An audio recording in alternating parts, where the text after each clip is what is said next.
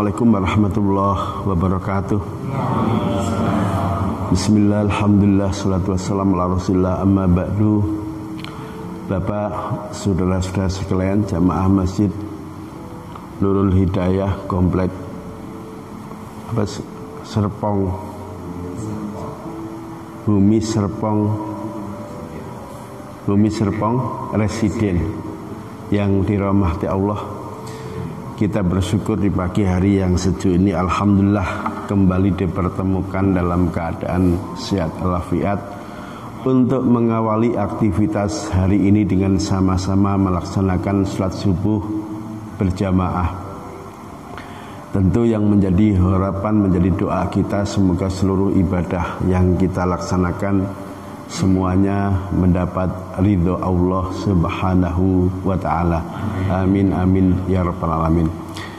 Salawat salam semoga senantiasa dilimpahkan kepada baginda Nabi Muhammad sallallahu alaihi wasallam beserta para keluarga, para sahabat dan seluruh umatnya sampai akhir zaman. Bapak dan saudara sekalian, untuk pagi hari ini kita akan membahas tentang sholat jamaah. Saya akan membaca kitab At-Tadhib dan kemudian nanti akan saya berikan penjelasan. Baik penjelasan itu mengikuti apa yang ditulis Syekh Debu Baro maupun penjelasan dari kitab-kitab yang lain. Faslun wa sholatul jama'ati sunnatun mu'akkadatun. Ini ada fasal, ada bab baru yang menerangkan tentang sholat jamaah. Sholat jamaah itu mayoritas ulama menghukumi hukumnya sunnah muakkadah. Sunnah muakkadah itu sunnah yang sangat ditekankan, jadi bukan sunnah biasa. Sunnah muakkadah bagi laki atau bagi perempuan atau bagi kedua-duanya. Lirrijali wan nisa. Jadi hukum sholat berjamaah dihukumi sunnah muakkadah. Dalam bahasa Indonesia sunnah muakkad. Gak harus sama dari aspek ilmu nahwu. Sunnah itu kan kalimat berbentuk muannas. Kalau mau diberi penjelasan sebagai kata keterangan dalam ilmu nahwu, kalimat yang mu'anas naatnya harus juga berbentuk mu'anas. Sunnatun berarti sifatnya mu'akkadatun. Tapi dalam bahasa Indonesia ketika sudah diserap menjadi bahasa Indonesia boleh dibaca sunnah mu'akkad. Kalau dikembalikan ke nahwu tentu kurang benar, sunnah muakkadah. Tapi karena ini diserap dalam bahasa Indonesia, kadang-kadang ada penyesuaian-penyesuaian. Jadi nanti kalau ketemu tulisan sunnah muakkad, tidak perlu disalahkan. Kok muakkad nggak muakkadah? Nah, dia lupa. Itu sudah diserap dalam bahasa Indonesia. Jadi kalau sudah diserap dalam bahasa Indonesia, kadang-kadang kaidah nahwunya tidak sama persis dalam bentuk kaidah bahasa Arab. Nah, menurut madhab Syafi'i, hukum melakukan sholat jamaah itu adalah sunnah muakkad, baik bagi laki-laki maupun bagi perempuan. Ada yang nanya lagi begini, gimana kalau jamaah tadi kombinasi laki dan perempuan sekaligus? Bukan dipisah, laki-laki melakukan sholat jamaah di masjid, kemudian perempuan sholat jamaah dilakukan di tempat lain, misalnya semacam musola. Kalau di Arab, musola atau masjid itu maknanya sama. Tapi kalau di kita Indonesia, biasanya dibedakan antara masjid dan musola. Bedanya di mana? Pertama, kalau kita berada di masjid, maka ada ketentuan sunnah terkait dengan masjid.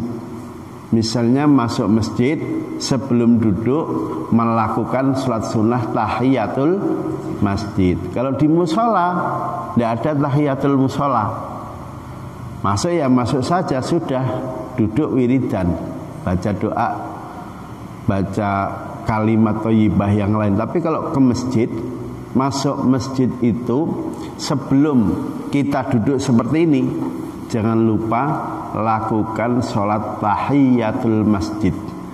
Tahiyatul masjid ternyata sholat untuk penghormatan, dan ini termasuk sholat sunnah yang pahalanya luar biasa. Kalau mau diurutin, urutan sholat sunnah yang paling afdol, nanti di kitab Al-Majmu' Al-Imam An-Nawawi itu membuat urutan sholat sunnah yang paling afdol. Dimulai sholat sunnah hari raya Idul Kurban atau Idul Adha, itu yang paling tinggi levelnya. Setelah itu di bawahnya sedikit sholat Idul Fitri. Selesai sholat Idul Fitri, di bawahnya lagi adalah sholat gerhana matahari dan gerhana rembulan. Nah, setelah gerhana matahari, gerhana rembulan, nanti ada lagi sholat witir. Itu dianggap luar biasa. Setelah witir baru sholat fajar. Jadi sholat fajar dengan sholat witir ternyata dari sisi afdoliyah, kalau mau ngejar pahala, sholat witir dianggap lebih istimewa daripada sholat fajar. Sholat fajar itu waktunya dari habisnya malam masuk fajar. Begitu kita berada di waktu fajar, ingat kalau konteksnya Ramadan puasa, sudah lagi nggak boleh makan dan minum dan hal-hal yang bisa membatalkan puasa. Kalau konteksnya sholat, begitu masuk fajar maka di situ kita boleh melakukan sholat subuh. Berarti waktu malam sudah habis. Nah, waktu fajar ini berlanjut terus sampai matahari nongol keluar. Biasanya di Indonesia itu didesain imsakiyah, itu pas matahari nongol dul gitu dia bunyi tet, isyarat bahwa waktu fajar atau waktu subuh habis. Sepanjang waktu fajar itu masih ada, kita masih boleh melakukan sholat sunnah fajar tadi. Jadi qobliyah subuh itu berada di waktu fajar. Ada dua sholat sunnah di waktu fajar itu. Satu sholat sunnah fajar, dan nomor dua sholat qobliyah subuh. Jadi qobliyah subuh dengan fajar itu dari sisi jenis sholatnya dia dua hal yang berbeda, tapi dari sisi pelaksanaannya dalam waktu yang sama. Qobliyah subuh dilakukan setelah waktu fajar masuk dan dilakukan sebelum subuh itu dikerjakan. Sementara sholat fajar, asal fajar masih ada, sholat fajar itu boleh dilakukan. Terus gimana Pak kalau ada orang pas masuk fajar karena rumahnya dari masjid jauh, dia nggak mengerjakan di rumah, nggak sempat, takut ketinggalan subuh, jamaah subuh. Kemudian dia ke masjid. Begitu nyampe masjid, masuk masjid, dia melakukan sholat tahiyatul masjid. Selesai tahiyatul masjid, dia melakukan qobliyah subuh. Begitu qobliyah subuh, ternyata muadzinnya sudah mengumandangkan iqomah. Akhirnya orang ini belum sholat fajar, sholat subuh bersama-sama berjamaah. Boleh enggak? Ini pertanyaannya ya. Habis sholat subuh kemudian orang tadi sholat fajar. Jawabannya boleh. Apakah tidak dihukumi makruh? Katanya habis sholat subuh enggak ada sholat apapun, nunggu sampai matahari keluar. Jawabannya apa kira-kira? Sama Nabi itu kan pernah mengatakan nggak ada sholat setelah sholat subuh sampai matahari nongol, juga tidak ada sholat asar, sholat apapun nunggu sampai matahari tenggelam maghrib. Dijawab itu kalau nggak ada sebab. Kalau ada sebab, misal sholat asar di masjid jamaah, nah, tiba-tiba pulang naik mobil, pengen pipis, mampir ke toilet masjid. Habis pipis, kemudian disucikan, wudhu, masuk masjid, sholat tahiyatul masjid. Boleh nggak? Ini posisinya masih waktu asar. Dia tadi udah sholat asar di masjid sono, udah sholat tahiyatul masjid ketika masuk masjid di sebelah sono. Begitu dia pindah masuk masjid kedua di kampung itu, meskipun alasannya yang pertama untuk misalnya buang hajat, dia kemudian masuk masjid sholat tahiyatul masjid lagi, boleh enggak? Padahal belum maghrib. Jawabannya yang mana kira-kira? Boleh tidak? Boleh. Lah katanya Nabi setelah sholat asar enggak ada sholat lagi. Dijawab itu kalau nggak ada sebab. Karena ada sebab, meskipun dia tadi sudah sholat asar, sudah tahiyatul masjid, ini pindah ke masjid kedua, kemudian tahiyatul masjid lagi, hukumnya boleh sebab ada sebab yang lain. Udah saya kasih contoh yang ekstrim aja. Habis sholat asar, tiba-tiba ada mayit dibawa ke masjid. Nyolati mayitnya apa nunggu maghrib atau seketika itu disolati? Nunggu maghrib apa boleh disolati? Kalau posisinya mayit baru datang habis bubaran jamaah sholat asar, ini mayit disolati, tidak apa-apa. Lupa katanya habis sholat asar nggak boleh melakukan sholat apapun. Iya, kalau nggak ada sebab. Lain halnya begini misalnya, mayit udah digotong ditaruh di sini dari 10 menit sebelum masuk waktu asar. Jamaah pada datang, azan, sholat asar, qomat. Ini jenazah dulu atau asar dulu? Kalau mayitnya sudah ada di sini. Kalau sudah siap mayitnya, sebaiknya mayit dulu apa asar dulu? Sebagian ulama mayit dulu, Pak.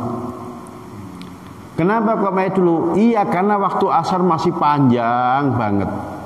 Artinya kalau ditinggal untuk mengerjakan sholat mayit, waktu asarnya nggak habis, belum habis.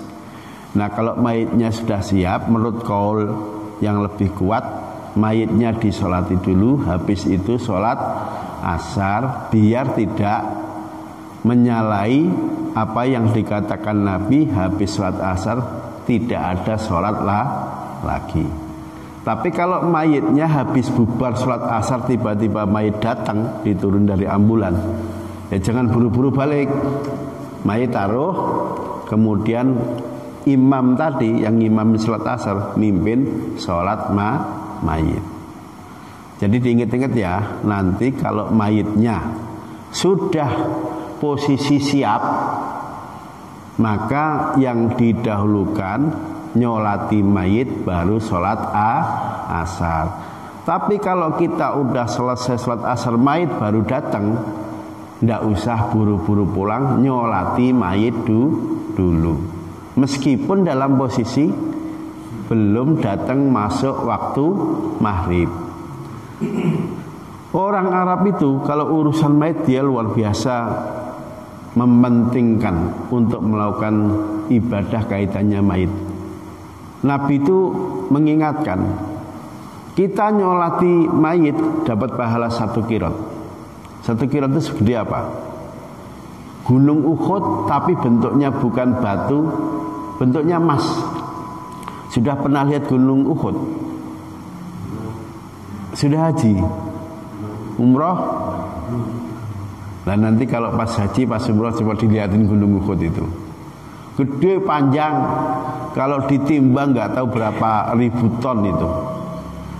Lah kita ini hanya sholat paling lama 5 menit dapat pahala gunung Uhud segede gunung emas segede Uhud, kok nggak mau ngerjain itu kan eman, sayang banget. Makanya orang Arab tuh kalau nyolati mayit semangat mereka.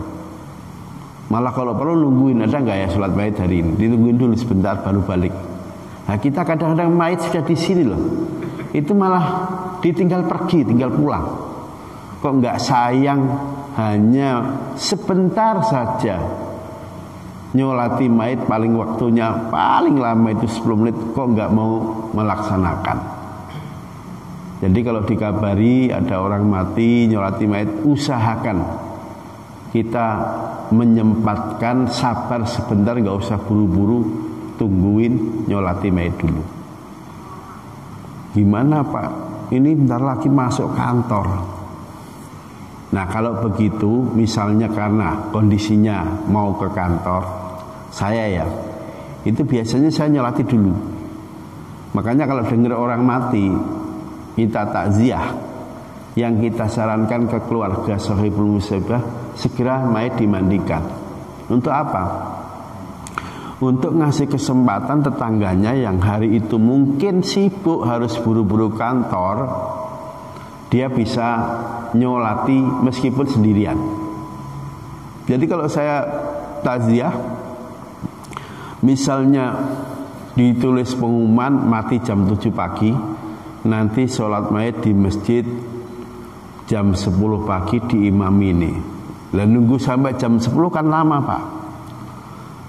Begitu mayit ditanya sudah dimandikan belum? Sudah dihadapkan ke kiblat, sudah. Nah, sholat duluan tidak apa-apa, sholat mayit. Ya siapa yang udah wudhu, yuk kita sholat dulu. Karena nunggu jam 10 kan lama, dari jam 7. Sebetulnya bukan konteksnya lama, tapi pekerjaan kantor bisa, misalnya telat, kita ke kantor telat, maka tidak apa-apa itu sholat duluan di rumah. Syaratnya mayit sudah dimandikan dan sudah dikafani. Kalau belum dimandikan ya tidak bisa. Di kompleks saya itu pernah subuh-subuh begini loh, habis sholat subuh diumumin ayo sholat ghaib katanya. Begitu selesai sholat ghaib, imamnya saya panggil, Mas ini katanya, yang mati siapa? Tetangga kita Pak itu. Kapan matinya? Barusan Pak. Saya dapat WA katanya si fulan meninggal di rumah sakit. Saya nanya, sampean dah yakin dah dimandikan? Memang urusnya apa Pak nunggu informasi dimandikan? Saya jawab, nyolati mayit baik langsung atau ghaib, yang pertama soalnya harus yakin mayit itu sudah disucikan, dimandikan dan dikafani. Kalau belum dimandikan atau dikafani, atau enggak memungkinkan dimandikan atau dikafani karena misalnya tenggelam, ada tanah longsor, itu enggak bisa disolati Pak. Cukup diganti baca doa yang lain, tapi enggak perlu disolati. Jadi jelas ya, nyolati mayit baik langsung mayitnya di depan atau ghaib, syaratnya harus yakin mayit itu sudah dimandikan dan dikafani. Kalau belum dimandikan atau dikafani maka itu mayit belum bisa untuk disolati. Jadi nggak usah buru-buru dapat berita si fulan mati disolati ghaib, dimandiin aja belum. Sama ini yang perlu saya jelaskan. Kadang-kadang kita mendapat berita ada anak mati, terus takmirnya berinisiatif untuk nyolati mayit tadi. Saya nanya, ini mayit bocah sudah dikhitan belum? Belum Pak. Nah kadang-kadang orang nggak tahu cara memperlakukan mayit yang belum dikhitan. Dimandiin, habis dimandiin sudah. Ini sudah dipandang cukup belum? Ketika mayitnya belum dikhitan, hanya dimandiin aja. Yang tertinggal di balik kulupnya itu ada najis nggak? Kalau itu nggak dibuka misalnya dianggap nyakiti mayit, malah nggak boleh dibuka itu kelaminnya itu. maka penyempurnanya adalah si mayit habis dimandikan lanjutkan ditayamumkan.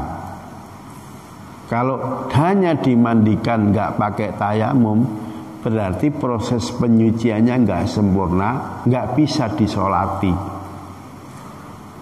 Oke Pak, benar tadi habis dimandikan lanjut tayamum, berarti kan ini proses penyuciannya sempurna.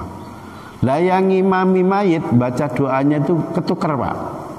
Masih bocah umur 7 tahun doanya Allahumma ighfir lahu, laki-laki, warhamhu wa'afihi wa'fu anhu. Betul apa salah kira-kira? Lupa itu si imamnya itu. Bocah umur 7 tahun itu udah punya dosa belum? Belum. Kalau dibacakan doa Allahumma ighfir lahu benar enggak? Enggak benar. Jadi doanya itu Allahumma ja'alhu faraton li abawaihi wa dhuhron wa i'tibaron wa salafan wa mau'idatan dan seterusnya. Ya Allah, semoga dengan matinya si bocah ini kedua orang tuanya diberikan kesabaran. Semoga bisa menjadi tabungan nasihat bagi kedua orang tuanya. Semoga sepeninggal bocah ini kedua orang tuanya diselamatkan dari berbagai musibah, berbagai fitnah. Itu kalau diganti pakai bahasa Indonesia, ya kurang lebih seperti itu. Jadi jangan pakai Allahumma ighfir lahu, ya Allah ampuni dia, dia belum punya dosa kok. Kadang-kadang lupa imam itu, karena pikirannya kemana-mana itu lali, lupa. Terus gimana Pak, kita amini enggak? Dia baca doanya Allahumma ighfir lahu, enggak usah, diemin.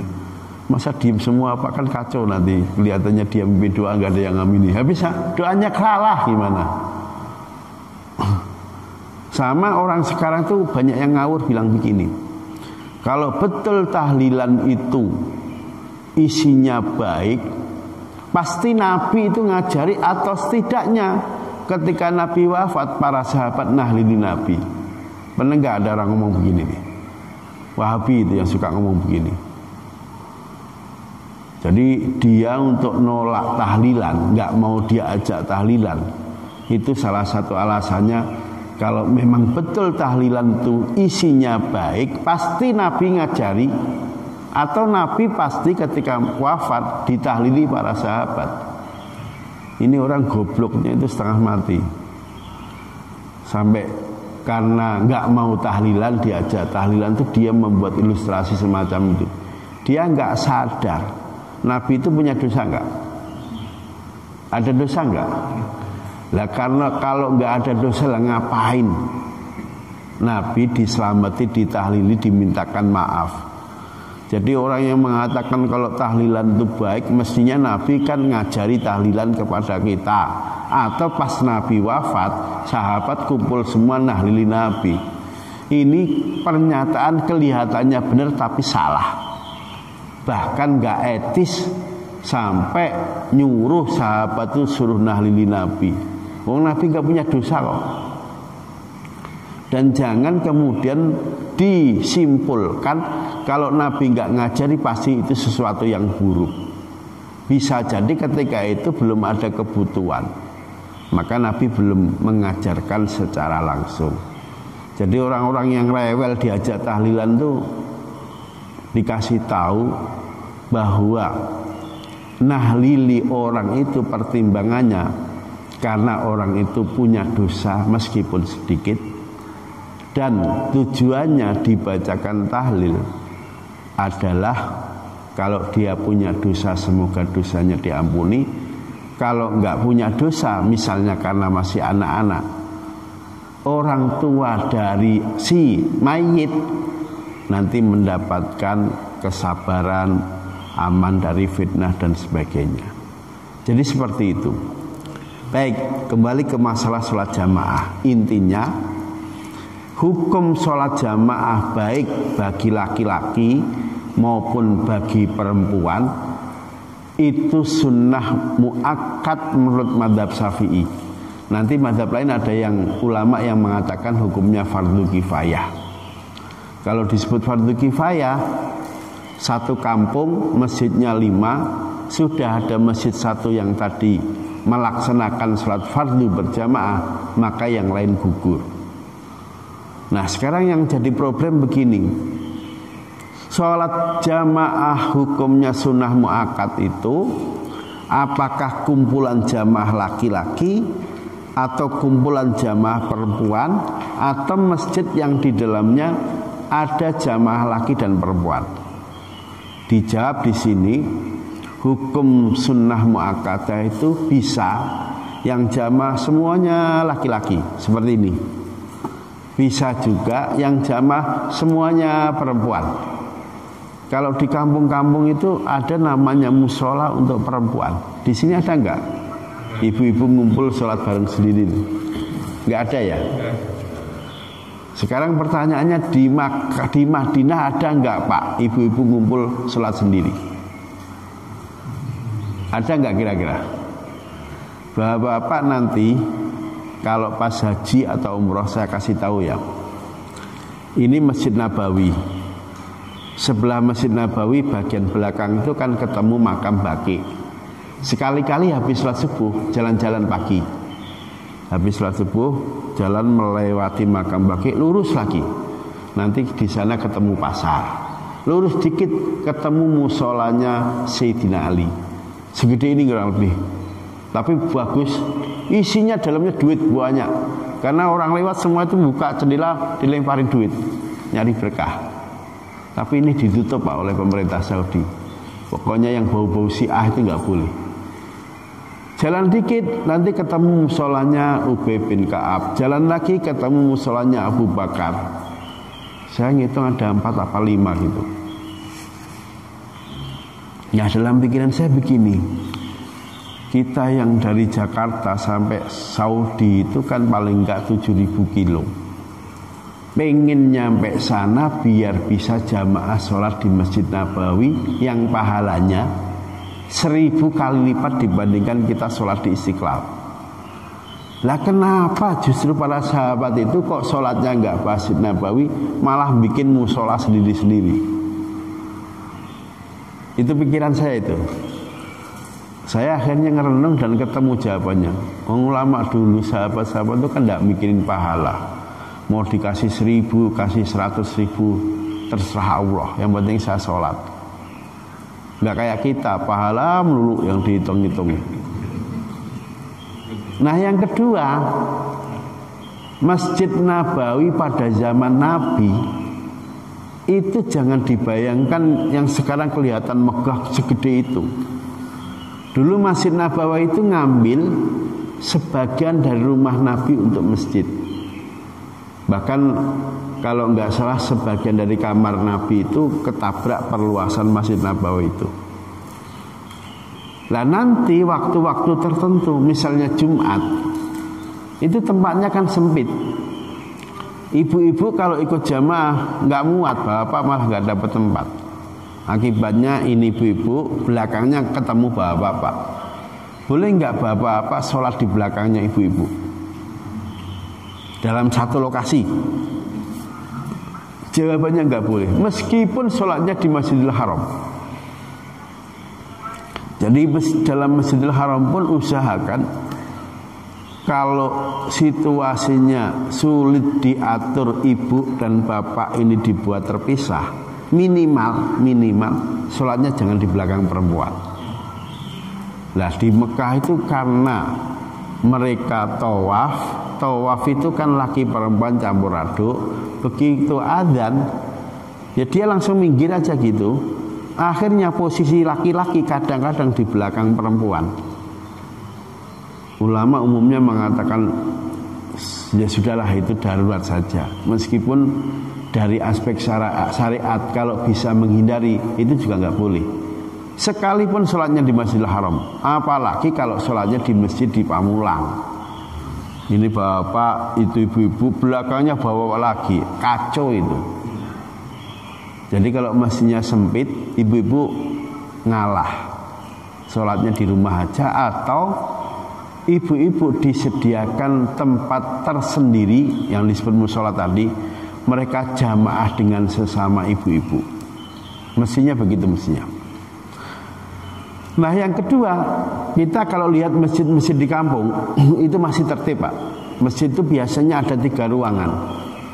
Umumnya begini, ini masjid, kemudian situ dikasih pintu, situ ibu-ibu, untuk ibu-ibu, sono plastren itu untuk bapak-bapak lagi.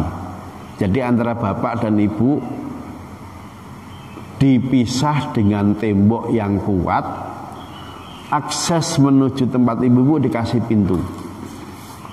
Sebetulnya kalau saya baca di kitab-kitab fikih Syafi'i, itu termasuk yang nggak dapat keutamaan jamaah.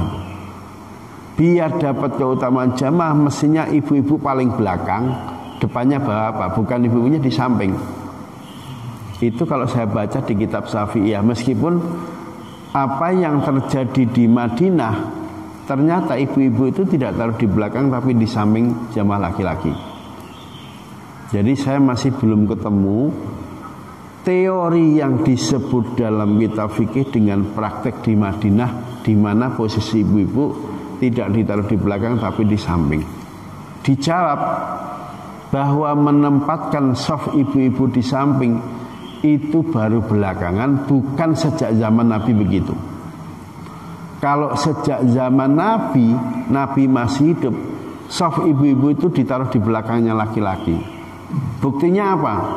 Buktinya Nabi pernah nyindir saf terbaik bagi perempuan itu yang paling belakang, bukan yang paling depan. Pernah dengar hadis itu? Nah, kenapa kok Nabi sampai nyebut saf terbaik ketika jamaah, ibu-ibu yang safnya paling belakang bukan yang paling depan? Itu konon suatu hari pada waktu sholat, yang berada di saf paling depan perempuan itu perempuan-perempuan yang masih muda dan konon genit. Sudah tahu genit? Genit itu ya perilaku yang membuat laki-laki akhirnya mikirnya yang agak kesono. Nah, kata Nabi, saf terbaik bagi perempuan itu yang paling belakang. Nah, ini kemudian juga dipahami keliru ibu-ibu. Datang pertama antara jamaah laki-laki dengan saf jamaah perempuan sudah dikasih satir, ibu-ibu langsung sandaran di tembok, yang sini nggak ada yang ngisi. Bu, kenapa yang depan gak diisi? Kata Nabi, saf yang paling pagi, yang paling belakang katanya. Ada gak yang jawab begitu? Loh, padahal Nabi mengatakan terbaik belakang itu ketika dulu antara saf laki dan perempuan belum ada satir, belum ada jarak. Maka kemudian Nabi bilang yang terbaik yang belakang, itu nyindir yang paling depan masih muda dan genit.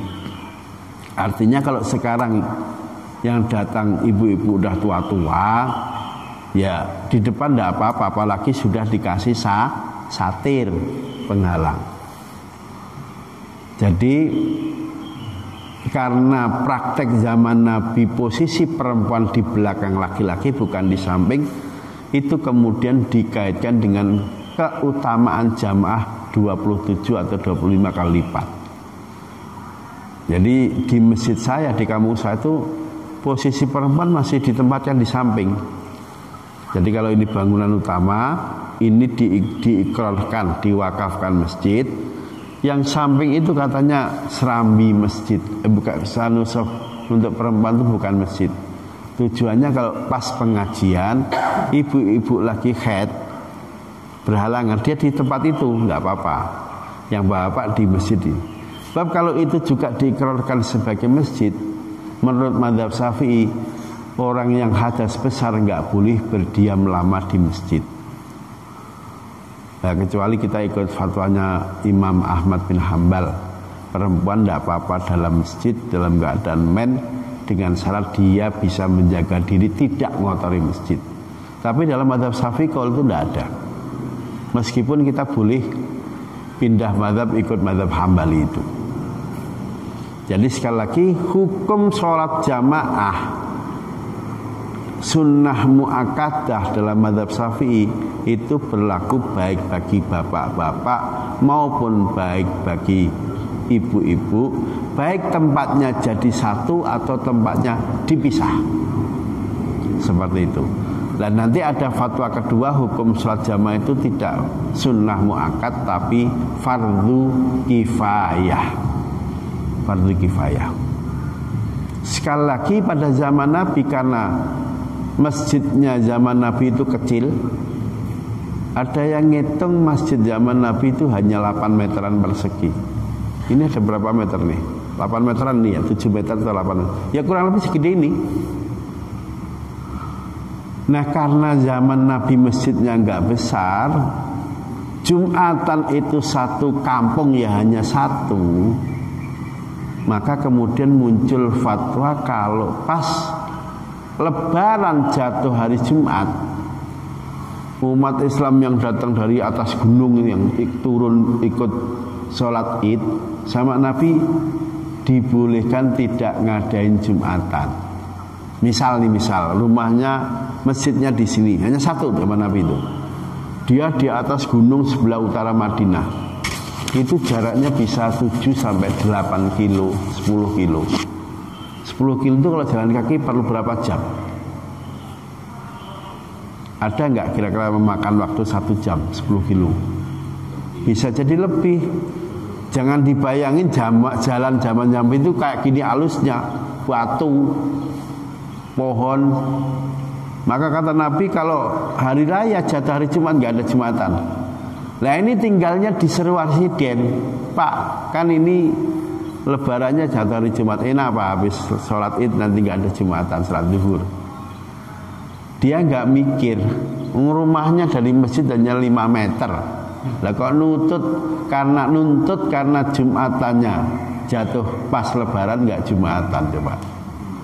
Padahal Nabi dulu mengatakan kalau Lebaran jatuh hari Jumat tidak ada Jumatan, itu konteksnya Nabi ngelihat kasihan mereka untuk pergi dari rumah sholat id, berangkatnya bisa jam 4 itu, jalan kaki 2 jam 3 jam. Selesai sholat id balik lagi ke rumah kan 3 jam. Selesai jam 8, 3 jam nyampe sana jam 11, balik lagi. Kira-kira mungkin nggak untuk Jumatan? Maka kata Nabi, udahlah kamu ahlul badiyah. Namanya ahlul badiyah orang Islam yang tinggal di kampung-kampung di atas gunung. Udah kamu nanti nggak usah ada Jumatan, diganti sholat zuhur. Itu diberikan rukhsah oleh Nabi kepada umat Islam yang tinggalnya di atas gunung jauh dari Lah tinggalnya 5 meter dari masjid. Di mana seru residen? Jumatan libur Pak. Karena harinya hari pas sholat id katanya. Riwayatnya kan libur Pak kalau Jumatan itu bersamaan dengan sholat id. Memang sampai tinggal di gunung mana? Kok nuntut Jumatannya libur gitu. Jadi tolong nanti dipahami ya, jangan nuntut Jumatan libur ketika Lebaran jatuh hari Jumat. Intinya itu. Baik.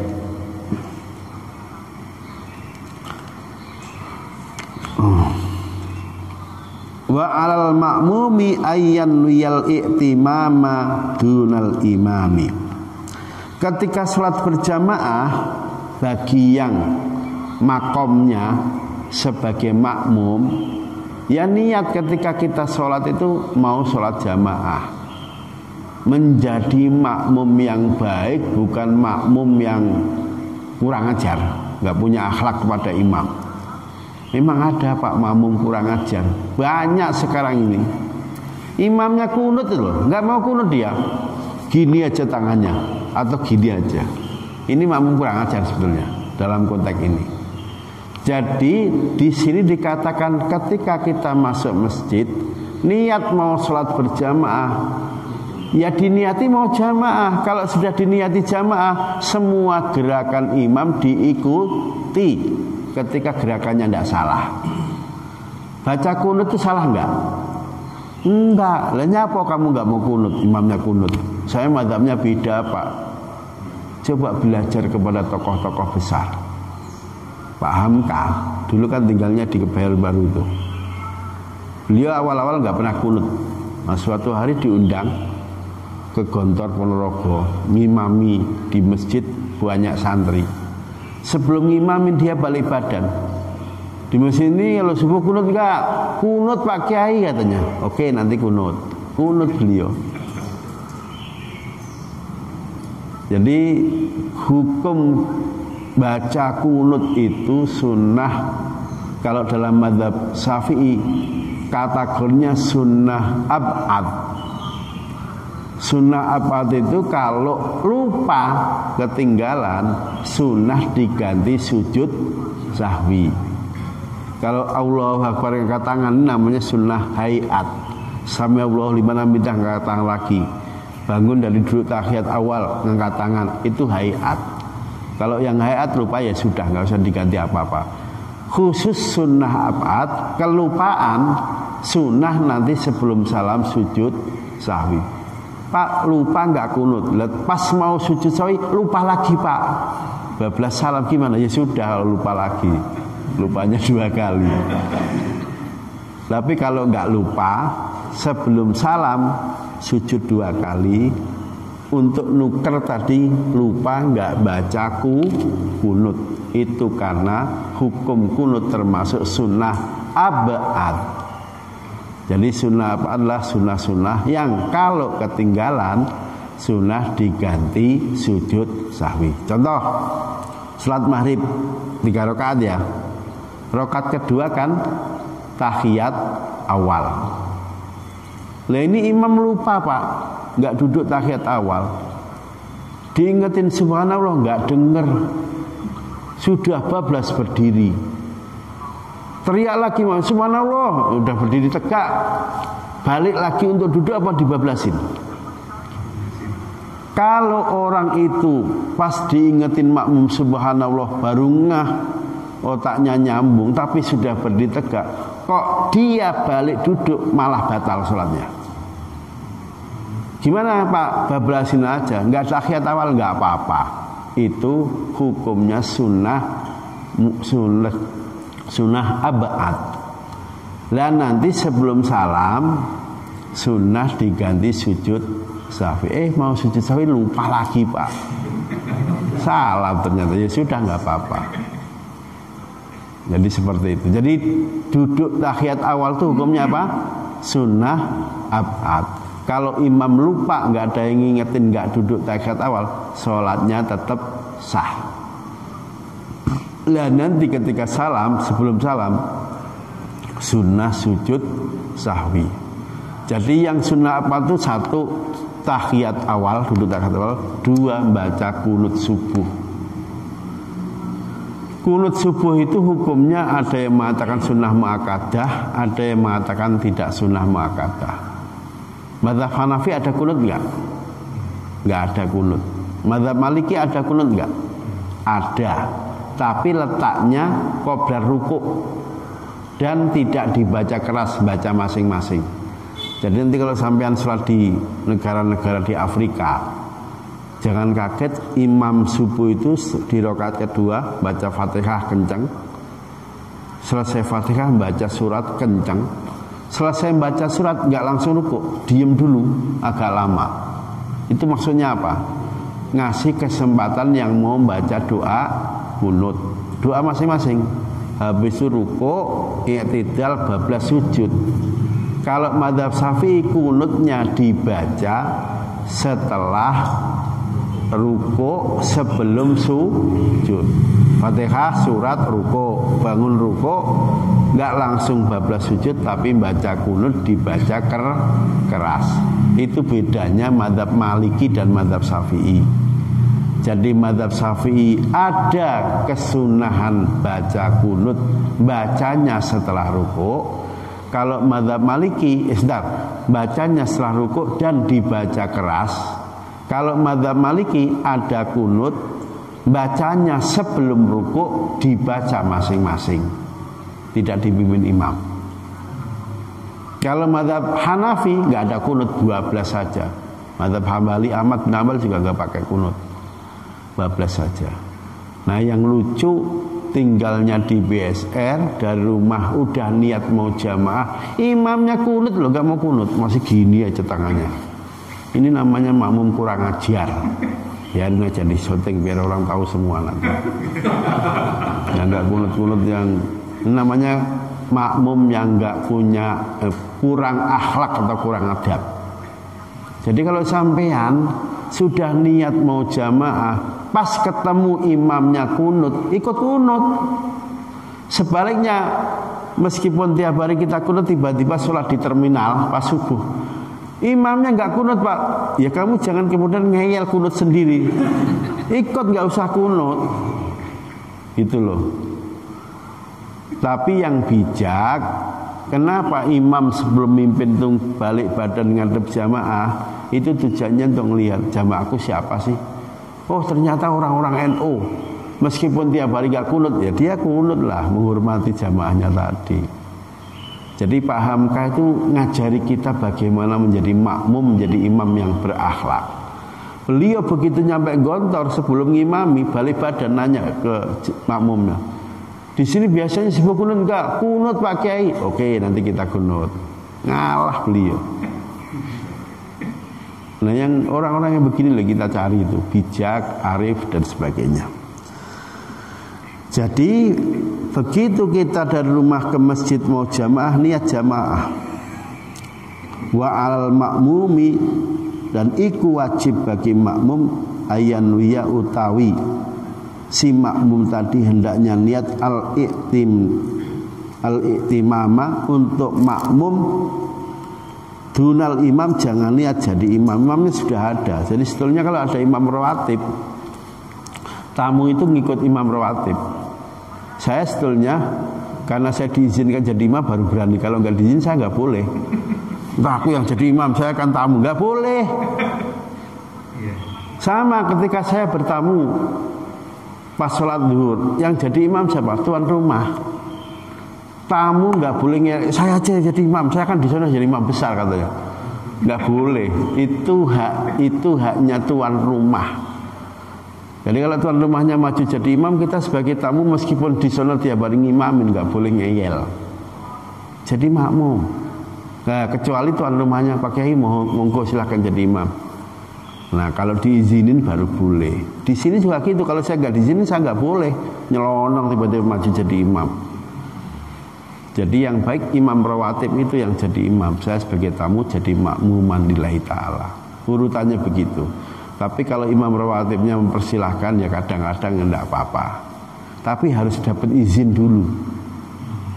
Jadi saya nggak boleh tiba-tiba nyelonong sholat di masjid sono. Imam rawatibnya ada, saya dorong, saya aja yang imamin. Itu kurang ajar namanya, nggak punya akhlak. Tetap yang punya hak jadi imam di masjid itu ya imam rawatib, imam yang ada. Itu di Indonesia kan banyak yang tiba-tiba nyelonong begitu. Bahkan kalau di Saudi dia nggak dapat SK jadi imam tiba-tiba nyelonong, itu bisa dilaporin gitu. Jadi masjid itu ternyata ada laporannya. Nggak boleh. Duit saya banyak, masjid itu jelek banget, dah renovasi dirobohin. Dia harus izin dulu ke nazirnya, nggak mentang-mentang dia punya duit terus mau dirobohin aja. Nggak boleh. Itu kan masjidnya Allah, Pak rumahnya Allah. Iya, tapi kan ada yang ngurusi, dikit-dikit ke Allah. Jadi banyak orang yang karena nafsu berislam akhirnya nggak ngerti hak dan kewajiban. Baik seperti itu. Wa yajuzu ayyatammal khurru bil abdi, orang yang merdeka boleh makmum imamnya budak, tapi ini sudah kelewat, sekarang nggak ada.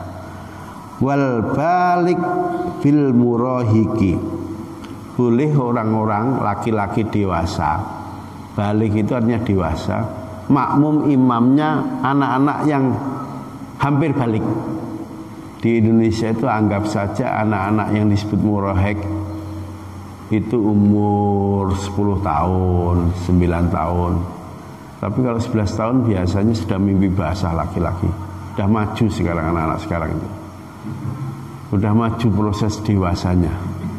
Nah, dewasa dalam konteks fikih itu tandanya ada 4. Alamatul buluh arbaatun. Pertama, as-sinnu, dewasa dari umur. Kalau di kitab fikih balik itu bagi perempuan ternyata nggak seragam. Negara-negara Arab menetapkan dewasa bagi perempuan itu ada yang menyebut 14 tahun malah dari sisi umur ya. Ada 14 tahun 6 bulan. Yang nyebut dewasa umur 9 tahun saya belum menemukan. Dewasa kalau ngitungnya umur. Yang kedua, al-haidhu, khusus bagi perempuan dianggap dewasa kalau sudah men. Yang ketiga, al-ihtilamu, mimpi basah. Nah problemnya kalau yang ditanya perempuan udah mimpi basah, nggak tahu Pak mimpi basah itu apa. Tapi kalau laki-laki, proses menjadi dewasa itu dia wajib mimpi basah. Kalau ada laki-laki ngaku umur 50 tahun nggak pernah mimpi basah, itu lucu, itu harus diperiksa ke dokter. 15 tahun belum mimpi basah, itu harus diperiksakan ke dokter. Ada hormon yang mungkin nggak normal. Nah yang terakhir al-imbatu, munculnya bulu-bulu di tempat tertentu, itu tanda-tanda balik. Nah dewasa kaitannya dengan umur untuk konteks Indonesia itu juga aneh. Untuk bikin SIM dibuat umur 17 tahun. Undang-undang perlindungan anak dianggap dewasa laki atau perempuan minimal umur 18 tahun. Jadi kalau ada anak-anak umur 13 tahun bawa batu melempar kaca rumah tetangganya, itu bisa nggak dilaporin polisi, anaknya dihukum di penjara? Nggak bisa, karena masih anak-anak. Paling yang dipanggil orang tuanya, kamu bisa nggak didik anakmu itu? Masa tiap hari bawa batu ngelemparin kaca rumah tetangganya? Tapi kalau sudah 18 tahun itu nanti bisa kena tindakan hukum. Nah di Indonesia itu dewasa dari sisi umur kacau. Undang-undang perlindungan anak dianggap dewasa umur 18 tahun. Undang-undang politik boleh nyoblos kalau 17 tahun atau sudah nikah. Undang-undang polisi kaitannya bikin SIM umur 17 tahun. Undang-undang apa lagi yang nggak sama itu? Undang-undang perkawinan dianggap dewasa. Sekarang malah diturunkan umur 19 tahun. Dulu kan perempuan 16 tahun, laki-laki 19. Sekarang sama Pak, laki perempuan 19 tahun.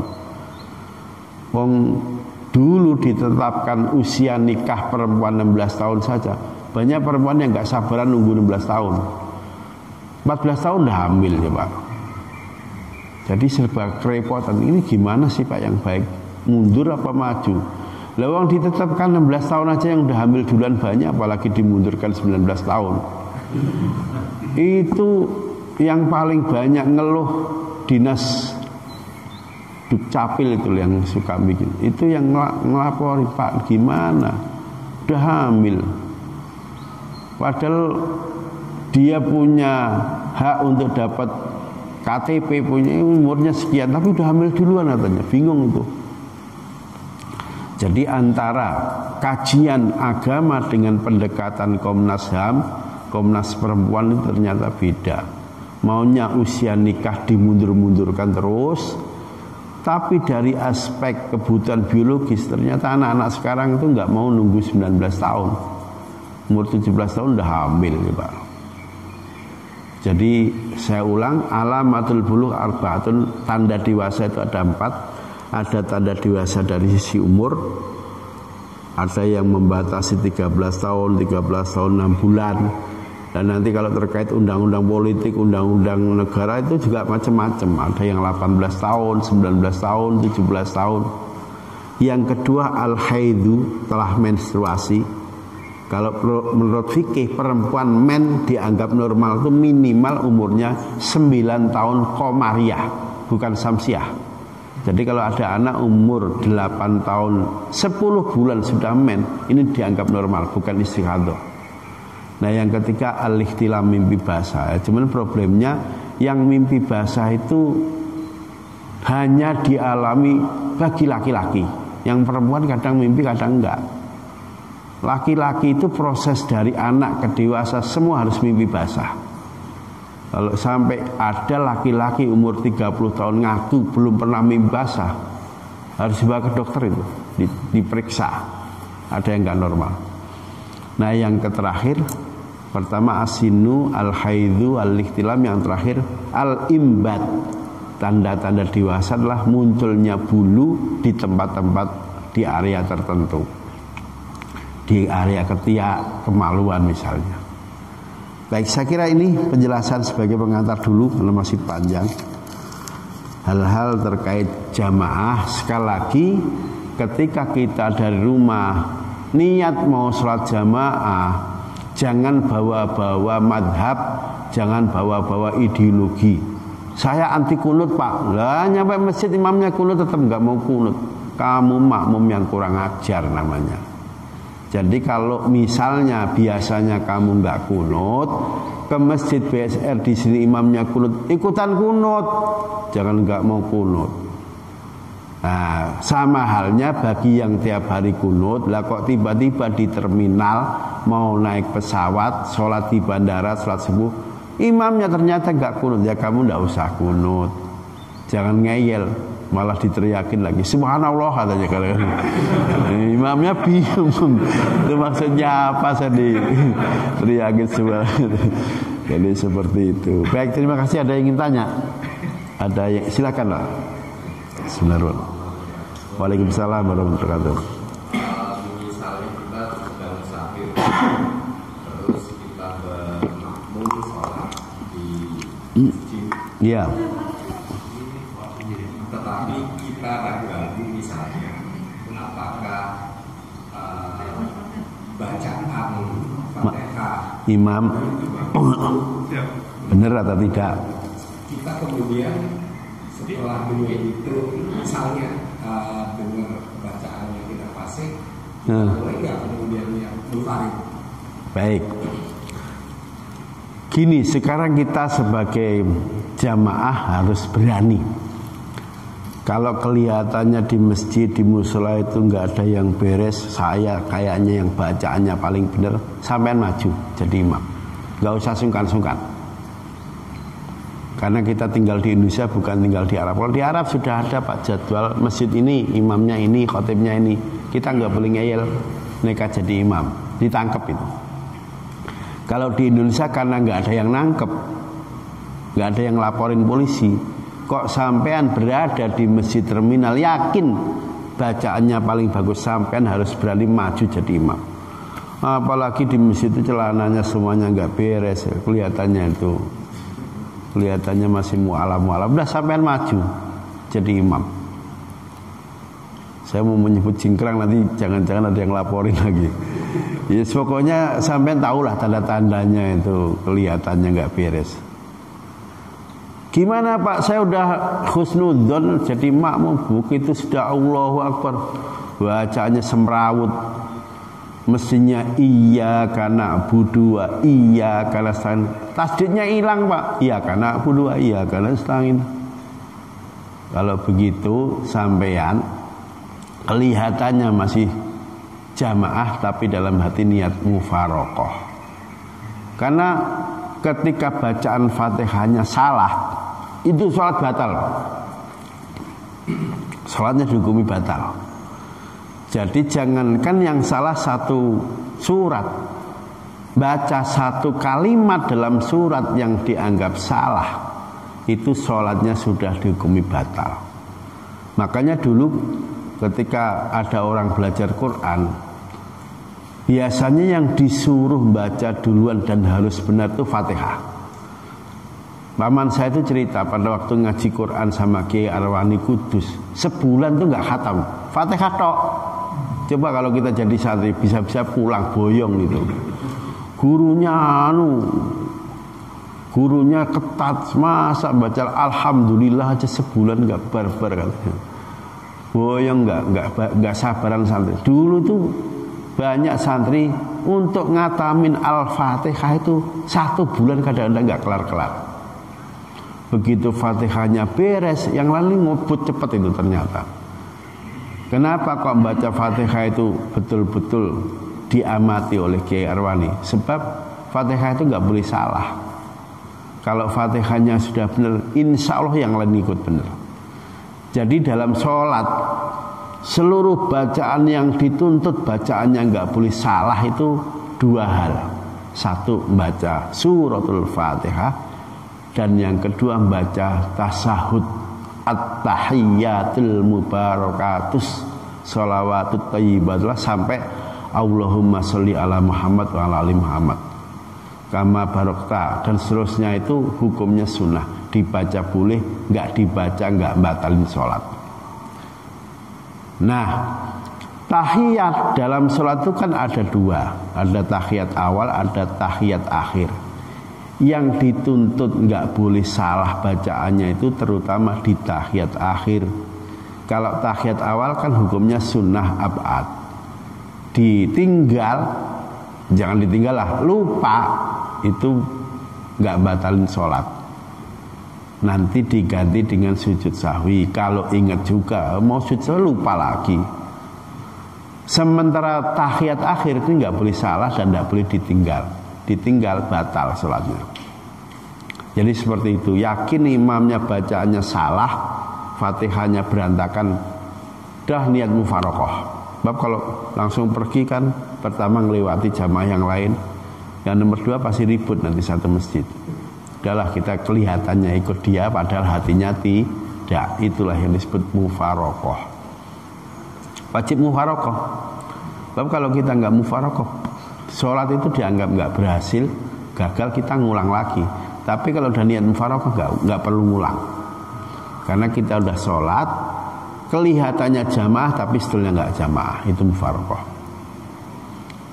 Pasti ini pengalaman sering ketemu di terminal, imamnya nggak beres. Baik, ada lagi? Iya, ada lagi? Pertanyaan lain? Oke. Baik, nanti kita lanjutkan. Bulan depan temanya masih berjamaah. Banyak lika-liku tentang jamaah. Nanti terpaksa harus saya jelasin apa adanya. Gak apa-apa mereka tersinggung.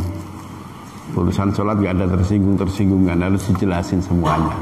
Termasuk jadi makmum yang baik, yang berakhlak itu seperti apa.